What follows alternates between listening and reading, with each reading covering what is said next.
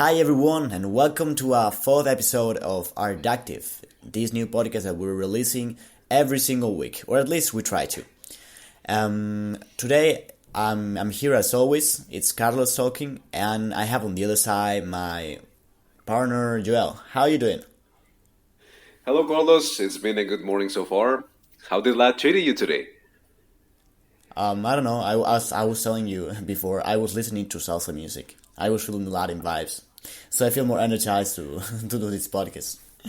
Anyway, I'm talking today, and we're talking today, sorry, about a topic that I think it was really a mindfuck for me in my adolescence, in teenage years, and it's the topic of Stoicism. Because basically, in those times when I learned this theory or this not a theory, it's more of a philosophical school. I was probably 16, and I was really into some lessons that society had taught me in that time, and it were like the norm in high school, for example. And I thought that idea like something really interesting by then. Now I think I've kind of grown up a little, and it's not that surprising, but at least I think I have really important lessons that I've collected from that time of my life, and I still apply today. So basically, for everyone that's listening, and if someone doesn't know what Stoicism is, um, long story short, is this idea of having good self control over your emotions and over the impulses around you. So basically, you can go through bad moments and be more in yourself. Keep the chin up, keep the posture, and not to get crazy about it. Would you have another definition for this, Joe? I think for me, Stoicism is a good framework to start with. Of course, it's not the end of it, but it's just something that is healthy to know, especially for teenagers like me and also a couple more that feel that they don't have a good connection with life or that they don't have like a clear purpose back then. So I think it's a good framework and it's a healthy one as well.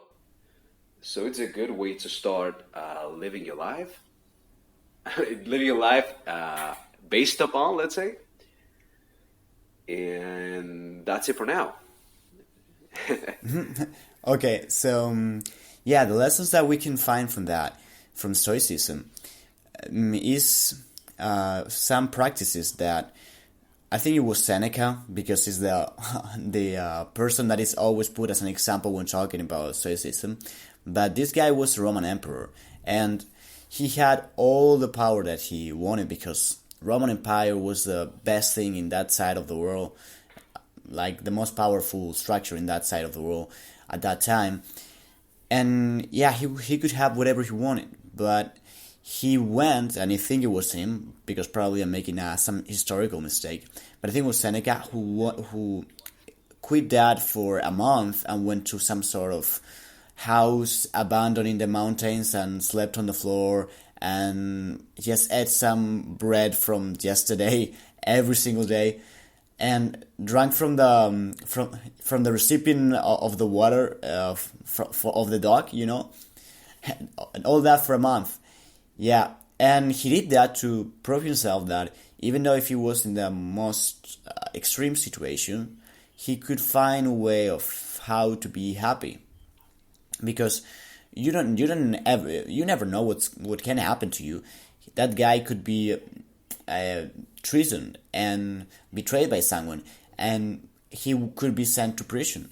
So when you have the worst case scenario in mind, and if you've experienced it, you can have more perspective when you have to take decisions, because like a lot of times we find ourselves in a difficult situations when we have these tough questions to answer, these tough decisions that we have to take, like what if I quit my job and try to find another job more related with something that I like, or what if I quit this relationship that is being kind of toxic to me. And a lot of times these situations, we do not take the right decisions, based on we fool ourselves because there's this fear of the worst case scenario being there and we're suffering from it. But if you suffer from, if you live the worst case scenario and you learn to deal with it and accept it as your reality and be happy with it, then when you take decisions, your mind is much more clear, because you can really see like the worst case is not that bad and you can always keep going. There's also this difference between things that we control and we don't control, because a lot of times we get worried about some stuff going on in our lives, and we worry about some stuff. So they have some kind of principle that they say, if there's something that if it's a problem that you can't control because it's out of your hands, don't worry about it, because you can do anything about it. So you just accept the reality as it is. And if it's something that you can actually change, then you don't have to worry either, because there's a change that can be done. And actually, a really good pillar of Stoicism and a lesson that I really liked was the acceptance of the world as it is and dealing with it that way. Not fooling yourself with negative thinking or with positive thinking. Because actually, I think all this current of positive thinking is just bullshit. In the terms of that positive thinking, it looks for finding happiness on the idea of thinking, to get to an emotion through thinking.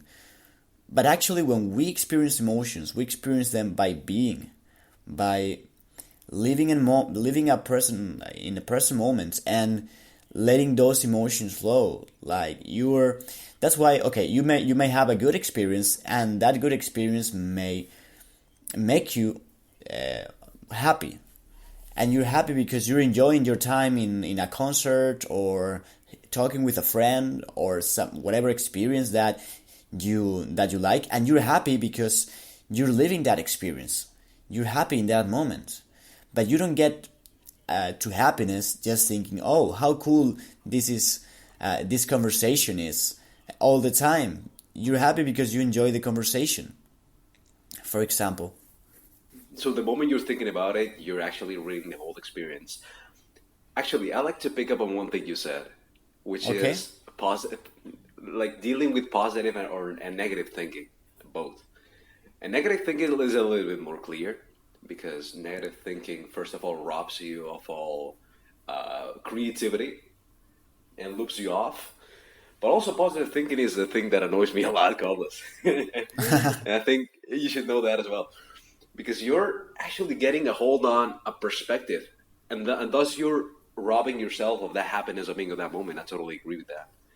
But it infuriates me a lot, because a lot of people that I interact with think that they should be positive. No. What is the point of being positive in general? If I'm Exactly. like, if you mean by positive that you're just acceptant of the facts, then that's perfect. But if that's not the case, if that's otherwise, then it's turning into quote unquote ideology. Ideology ain't the word I'm looking for, but it kind of sums it up a little bit. Also, uh, about stoicism, we're talking also as well about preparing for the worst. I like one thing. I have one quote of mine, which is like, prepare for the real battles to be able to play chicken in real life. So the life, Yeah. instead of turning into something really hard and challenging, kind of challenging it is. I agree with that. But instead of being hard and a bitch unto us, we life is an experiment to us. So it's a different perspective. But do you mean, I have a question for you? But with that, do you mean that if you may have like if you may expect have a bad experience, would you prepare you're defending to prepare yourself for the worst case scenario, trying to expose you to an even worse case, so then the case you were to experience is not that bad for you. Is that what you were meaning? More or less, yes. For example, put yourself in a situation when you're out there in the woods and you only have like a bag of rice with you. In that Okay. situation, you will be eating boiled rice. That is, Okay. if you have something to make a fire with. And then when you come back, or when you get rescued, or when you come back from your retreat, let's assume you had a retreat, every food you will just pick up a tomato, and it'll taste so good if you only having like plain rice. Also, Yeah. that will make you appreciate the finer things in life. You don't need like a fancy chicken tikka masala, which I love actually. You'll have enough with a simple tomato, and your sets will be blown. Shit. Please don't talk about food. I haven't. I didn't even have breakfast yet.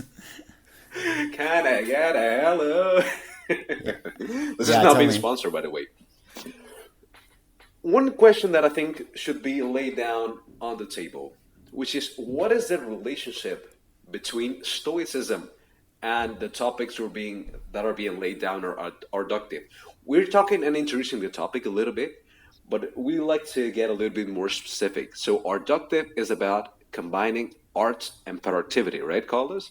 So, we Yeah. want Kind of it. to Yeah. clear out a little bit for the audience how we relate Stoicism with art and productivity. So, what do you think you have to say to that? Well, I mean, if you're talking about the artistic process, it's stoicism the whole time. It's you along with your thoughts and trying to find ideas. So basically, just getting to create something, you experience suffering, and that's kind of the stoicism that we're talking about. Because there are only few moments where you get inspired and you have these really cool ideas, but the rest of the time it's just bullshit. And stoicism tells you that you have to accept that bullshit and live with that bullshit and swim in bullshit because life is full of bullshit. And yeah, and you must be fine with that. It's it's kind of what you were talking about. If you deprive yourself from others' external senses from some short period of time, then you really appreciate what you have because you know that if you learn to be happy with the basics, then everything is a plus actually. Oh, And that's a cool thing about stoicism. And when you and actually, oh, and now I'm remembering that Elon Musk practiced stoicism when he was a student or something. Like I think he spent a month depriving himself, like eating pretty badly, sleeping on the floor or something like that. I do not remember pretty well, but basically he even got sick after a month because he was forcing himself to the most extreme conditions. So in case of his business didn't work, he would know how it feels like and that he can live with that. And yeah, that's I think that's an example of well, an authority example because when you say names like Elon Musk, then you believe everything what the person is saying. you pay attention at least, yeah. At least that'll do the Yeah, job. yeah, yeah, of course, of course. And also I find interesting the lesson of suffering, like suffering. It's it doesn't come from events, from the bad events that happen to you, but from you judging them, from you putting that label of bad to the event, Very interesting. because actually Very it's interesting. just an event, something that happened to you. It's not good or bad. It's just something, like like a logical thing, like a number, right? But it's you when you tell that it's a bad thing. Is that when you start to worry? So you should see them as what they are, and also to the other side, like you may see events as a good thing, but it's just a thing. You don't have to get hyped about it. So what I think Stoicism gives you is that kind of basis, not to get lost by your emotion or external impulses, so you can have perspective. And what it tries to do is to get you out of your body, let's say, to see yourself as a character played in a video game, and you take the decisions more rationally. It's kind of what some people have say that they experience with drugs, some hallucination drugs, but in a more logical way. Like, you don't have to really experience you don't have to have an out of your body experience, but just have that kind of mental system in mind, that you have to be aware of the decisions you make and why you make them. And that's my point on that. I like what you said over there. I like it. I like it. All right. So also remind me of the following. In the following podcast, we will just delve a little bit deeper on stoicism applied in our lives. That'll be our reflection section. So check out the label. Check out the next episode. We're gonna upload it in our channel, so you'll be able to extract some value out of it as well. So, anything else to say, Carlos? No, I think I'm done for today. We can close this thing. So this is about it for today, guys. I'm closing this out for today.